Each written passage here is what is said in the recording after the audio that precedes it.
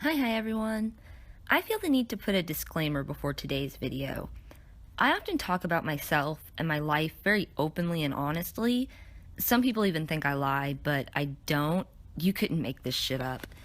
However, I do this because I've moved past the pain of these things as best as that's possible to do. I'm not seeking sympathy, I merely accept my life for what it has been and feel no need to hide from it or hide it. Our lives do shape us as much as we shape ourselves. So when I talk, I'm open and honest. I'm simply saying, this is me. This is what happened to me and what I have done and learned. This is who I am. You can take it or leave it. It makes no difference to me. That being said, I hope you enjoy this video because it pissed me off to make it.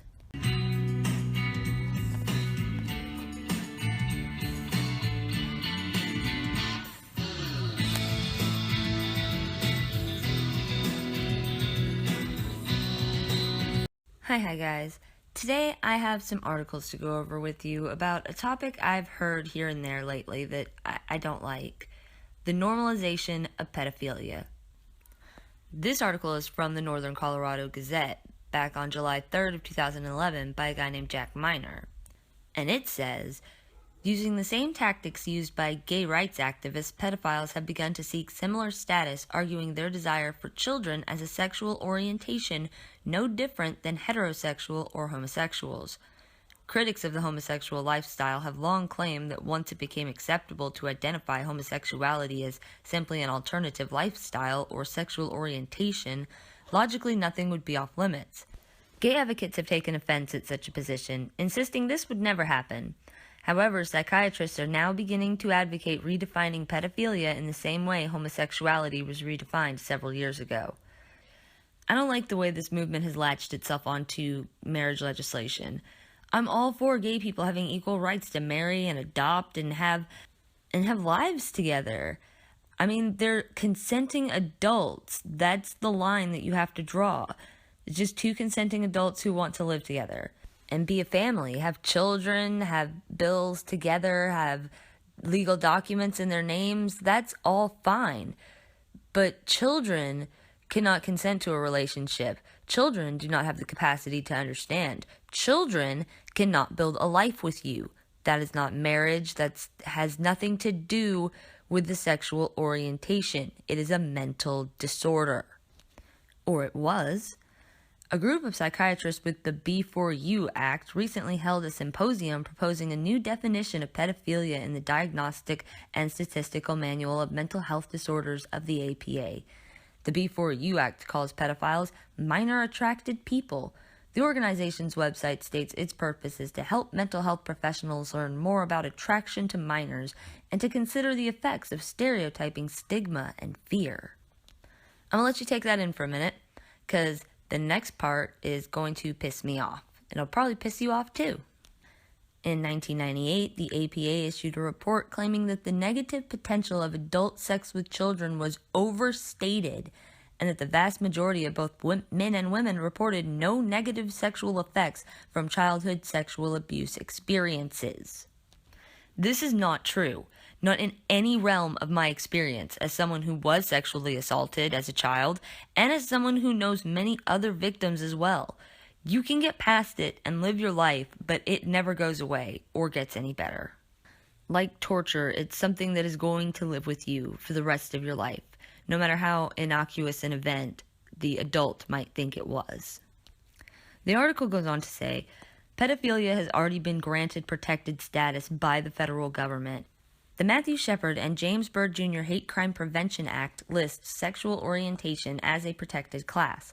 However, it does not define the term. Republicans attempted to add an amendment specifying that pedophilia is not covered as an orientation. However, the amendment was defeated by Democrats Representative Alcee Hastings, stated that all alternative sexual lifestyles should be protected under the law.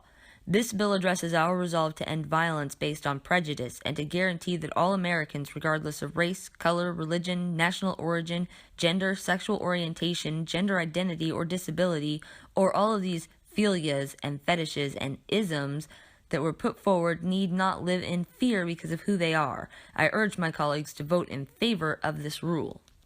This is Representative Alcee Hastings. I'll leave a link on this dude in the description, but all I have to say is his smile creeps me out, and I can't understand his stance on this bill at all. I mean, come on. Some things should be vilified. How do you think these so-called virtuous pedophiles know what they want is wrong? Because we vilify it so strongly. Because it's wrong.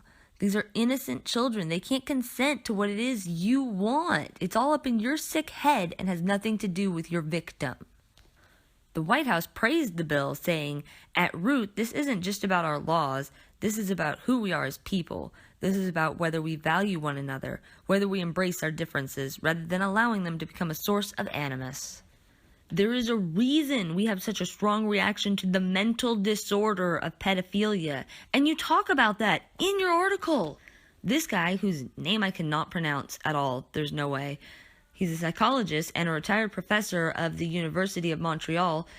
He told members of parliament pedophiles are not simply people who commit a small offense from time to time, but rather are grappling with what is equivalent to a sexual orientation, just like another individual may be grappling with heterosexuality or even homosexuality. He went on to say, "True pedophiles have an exclusive preference for children, which is the same as having a sexual orientation. You cannot change this person's sexual orientation. He may, however, remain abstinent." This right here is why people have such a strong reaction to the idea even of pedophiles, because they exclusively want kids sexually. Kids. That's why I don't think it's a fucking gender or a sexuality, because the kids don't want you back. They're fucking kids. They don't think that way. And it can't be a gender because there's only two genders. You can have different gender identities, but you can't have different genders. You're either male or female. It's not male, female, kitty fucker. And if you can't understand that there's a difference between two consenting adults who can think and decide that they want to fuck each other, and that being a sexuality, and one consenting adult who thinks, "Ooh, I want to fuck this little kid, I'm going to think about fucking this little kid," that's not a sexuality. There's a clear difference there, and I can't help you if you can't see that. But I can't handle any more of this article. You can find the link for it and every other one that I mentioned in the description. So next, I'm going to move on with the cancer. We're going to briefly mention this guy, Todd Nickerson, the so-called virtuous pedophile. I'm not going to go over the video or the article that he did. I think that's been covered, and it's just pure cancer. But I hate to admit it, but he does have a point. This is a mental disorder. There are some who, they don't want it. They resist this. They hate this about themselves. And I'm all for people like that coming forward to a parent at a young age, or a counselor, a teacher, someone they can trust, and seeking help for these problems. Because he claims that he came to this realization at a very young age. And if you knew then, why would you still allow yourself to be around children? If you knew it was a problem and you knew it was something you should not be feeling or thinking, this is when you need to look for help. And if you don't, that's why we assume that you're going to do something to act on these urges eventually, because you're not seeking help to make them any better. And from that point that you come out and say, "Hey, I've had these bad thoughts about, these innocent kids that can't help that I'm having these thoughts about them," that's when you should no longer be trusted around children. That's just what has to happen to protect the children. I understand that it might be unfair seeming to the person in the situation, like, "Hey, I can't help, I feel this way." But I'm sorry, that's not my problem. My problem is protecting the innocent child who, it's not their fault that you think and feel this way either. And they're the ones who will be the victim of this, not you. And the reality is, the majority of them, they don't come forward. And they may think that they're fighting it, or that they're not doing anything that actually harms a child, but they still do things. They'll look at child porn, or they'll look at children. They'll do things to children, and they convince themselves, like that psychologist said in the last article, that it's not going to do any harm. Like, when I was a little kid, me and my siblings, we lived with our mom with her boyfriend, and his brother also lived there. And when nobody was around, he didn't think anybody was paying attention. He would watch me and my sister while we changed our clothes or got in or out of the bath. And we knew it was wrong. It didn't make us feel good. I still have problems because of shit like this when I was a kid. It affects people. It's not something you just get over, even something that they can delude themselves into thinking is not harmful. It is harmful. It is the responsibility of any good parent to not trust people, to always protect their child, to always, always be watching. My last article here talks about an option. I'm not saying it's a perfect option, but it's something to think about and try to look into perfecting. When you're a registered sex offender in America, you lose the right to choose where you want to live. By law, your backstory doesn't matter, nor does the nature of your crime or your excuse. You are exiled from society, and only a few places will welcome you, like this place in South Florida, the City of Refuge. Jay Kirk reports on the life in an American community.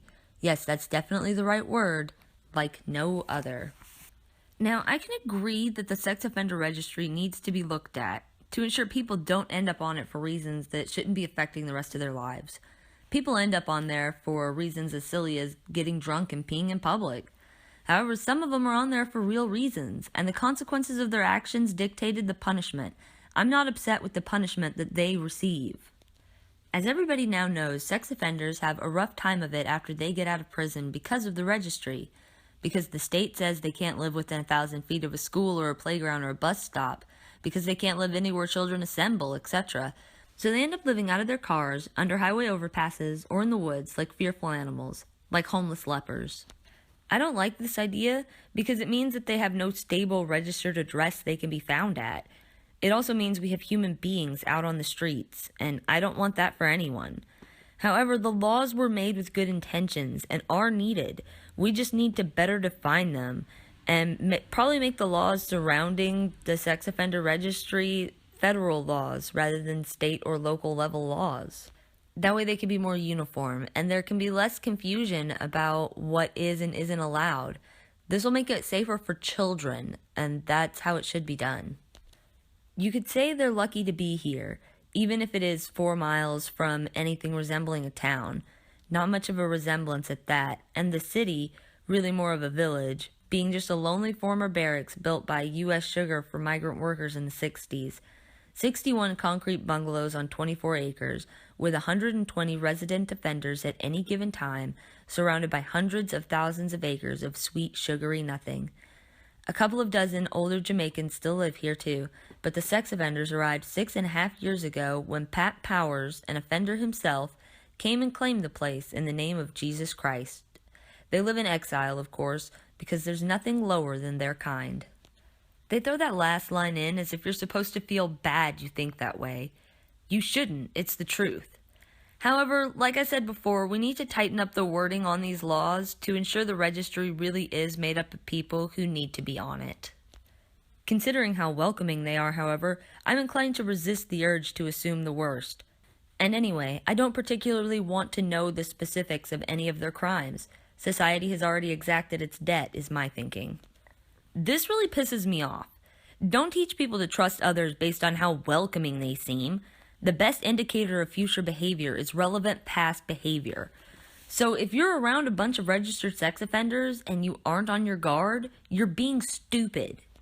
Yeah, they may have paid their debt for their crime, but as a society, we have decided we need to keep an eye on people who commit certain crimes, and that people around them should know what those crimes are so that they can be better prepared. That's just part of the consequences to their actions, and they need to take responsibility for their actions. Just like so-called virtuous pedos need to take responsibility for themselves and the pain they could potentially cause, and seek professional help for their mental illness. All that said, I do support the idea of a community for people like this, that's set aside from children or anyone who might not want to live near them. The people nearby would know what it is and who's living there, and they would have the choice of if they wanted to interact with these people or if they just wanted to leave them be so that they could be their own self-sustaining community and interact amongst each other. Now, there's one more part in this article that I'm going to point out because it upsets me a lot. It's very much just a regular community here, he says. There are several married couples and a few with kids. They've even got one stay-at-home dad who's a registered predator, a really sweet guy named Andy. This needs to be stopped or monitored in some way. I'm not usually for the idea of forcing people to do or not do anything, but registered sex offenders living in a community for sex offenders should not have kids. Having a child is one of the greatest responsibilities in the world, a responsibility that you should be taking into consideration before you even make the baby. As soon as you are old enough to create a baby, you need to be thinking about it. Anytime that you have sex or consider having sex with a girl, you need to be thinking, do I want this to be the mother of my child? Because it could potentially happen. Even using protection, there is still the potential that that chick that you're about to stick your dick in could become the mother of your baby. Do you want that genetically? Do you want that raising your baby? You need to think about this. Are you ready to have a baby financially, emotionally, genetically? Are your genes something that you should be passing on? Are your experiences going to affect the way you parent? Like, did you go through something that caused you to become a pedophile, which caused you to become a registered sex offender, which caused you to have to live in a community for registered sex offenders? That's something you should take into consideration when having a kid, because maybe a kid shouldn't grow up around that. Maybe a kid shouldn't be put in that situation. Maybe it would be better for that kid if you'd given them up for adoption or just chosen not to put your dick in whoever you put your dick in. Alright, I can't take any more of this because this article goes on and on trying to make you feel bad for registered sex offenders. And once again, I will say there are people on that registry who should not be on that registry. There are people who were 18 and their girlfriend was 16 or so on. That happens, and that should not affect the whole rest of your life. Maybe it was a stupid decision and you shouldn't have done it, but you were still a kid yourself. But there are people who will claim that that's what happened and that that's why they're on that registry. And you go and look, and that's not it at all. They were 23 and the girl was 12. And it's just fucking sick. They can't all be that one kid that had that happen to them. Some of them are on there for genuine fucking reasons. If you want to hear more ranting from this crazy redhead, please hit that like and subscribe. And I can't take any more of this cancer, so much love to everybody. Bye. Oh, it seems a bit silly to me, all this whining and crying, like you think you're dying. It just seems a bit silly to me. Oh, it seems a bit silly to me, all this whining and crying, like you think you're dying. Just seems a bit silly to me.